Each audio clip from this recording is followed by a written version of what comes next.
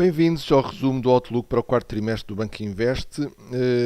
Meu nome é Paulo Monteiro e sou responsável pelo Departamento de Gestão de Ativos do Banco Invest. O terceiro trimestre, portanto, o período de verão, foi um período de recuperação dos mercados financeiros após a turbulência que se seguiu ao Brexit. Nos mercados acionistas nos Estados Unidos, o S&P 500 registrou um novo máximo histórico, nos 2.194 pontos. Na zona euro, o DAX subiu cerca de 9%, por sua vez o índice Eurostoxx 50 subiu cerca de 5%. Nos mercados de crédito, de obrigações de crédito, os spreads voltaram para os valores anteriores ao Brexit, e isto tudo num período de relativa baixa volatilidade. No entanto, para o quarto trimestre, e apesar da recuperação verificada nos últimos meses, a verdade é que persistem vários riscos. De facto, por um lado, as últimas estimativas, tanto do FMI como da OCDE, apontam para os riscos de um abrandamento da economia mundial. Por outro lado, as taxas na zona euro, as taxas de juros na zona euro continuam em níveis bastante negativos, o que penaliza, entre outros, o setor financeiro. Nos Estados Unidos, não só temos a perspectiva de subida de taxas de juros pela Fed, como também a incerteza política em torno das eleições presidenciais em novembro próximo. Temos também, agora em outubro, o início do anúncio dos resultados do terceiro trimestre das empresas. Nos mercados de obrigações, portanto, tal como já disse, continuamos com taxas muito baixas, não só taxas como também spreads de crédito bastante baixos. Na zona euro vamos ter ainda o referendo em Itália, portanto são um conjunto de situações e de fatores que contribuirão, na nossa opinião, para um aumento da volatilidade no quarto trimestre. Assim sendo, com base neste contexto, mantemos nas carteiras recomendadas uma abordagem bastante defensiva, antecipando, portanto, o referido aumento da volatilidade. Na nossa opinião, após a forte expansão dos múltiplos verificada nos últimos anos, em que, por exemplo, portanto, os mercados, as cotações em bolsa anteciparam-se bastante à subida dos resultados, portanto, verificou-se uma forte subida dos múltiplos de mercado. Dizia eu que, na nossa opinião, portanto, nos próximos meses, o potencial para novos ganhos é relativamente limitado, antecipando nós, portanto, uma fase de transição, uma fase de consolidação dos ganhos, num ambiente de maior volatilidade, tendo em conta a incerteza não só quanto aos resultados futuros das empresas, como também aos eventos políticos que vamos ter até ao final do ano, nomeadamente nos Estados Unidos e em Itália.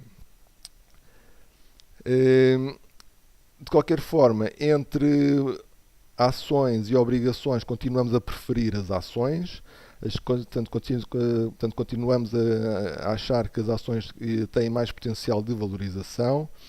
Entre os mercados acionistas, continuamos a preferir os mercados europeus, onde os prémios de risco continuam bastante mais altos, tanto em termos relativos como em termos históricos, face aos Estados Unidos, por exemplo.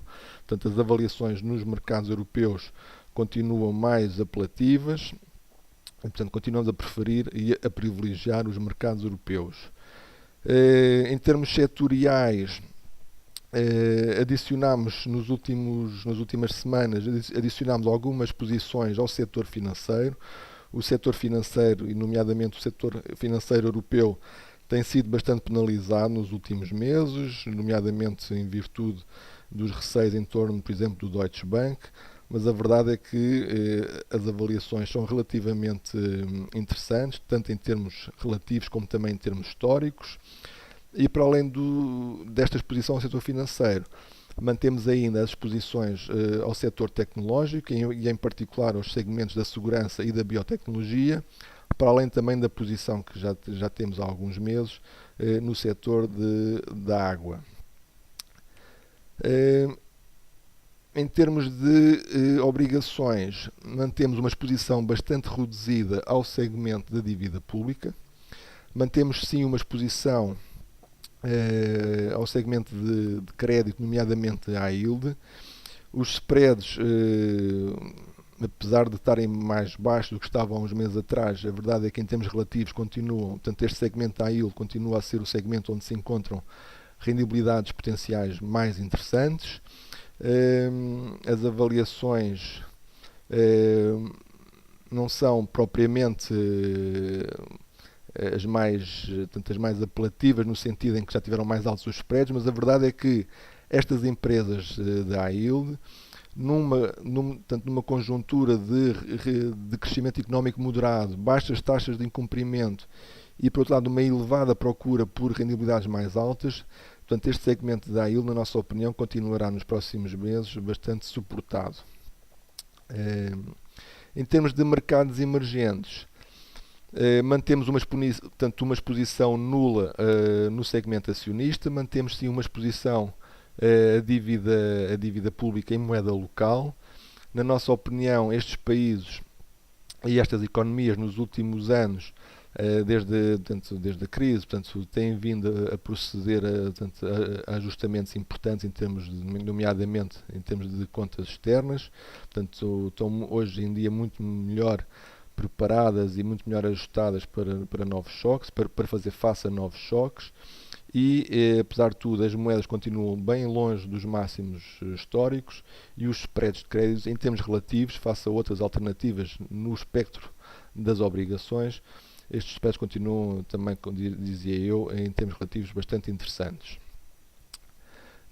Em termos de moedas, mantemos também a exposição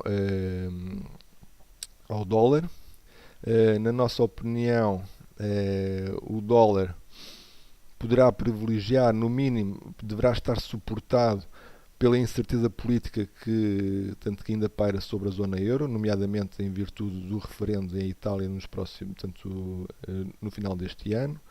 Por outro lado, em períodos de maior volatilidade, o dólar tende a servir de refúgio e, portanto, no mínimo, consideramos que o dólar continuará bastante suportado nestes níveis, com o potencial de apreciação, não só porque a economia americana continua a fazer melhor e perspectiva de subida de taxas de juros nos Estados Unidos, como também em caso de alguma turbulência na zona euro. Entretanto, no último trimestre realizámos algumas mais-valias nas coroas norueguesas, realizámos as NOCs. As NOCs apreciaram bastante face ao euro em virtude da recuperação do petróleo nas últimas semanas e, portanto, optámos, neste caso, por tomar algumas mais-valias e por anular esta exposição.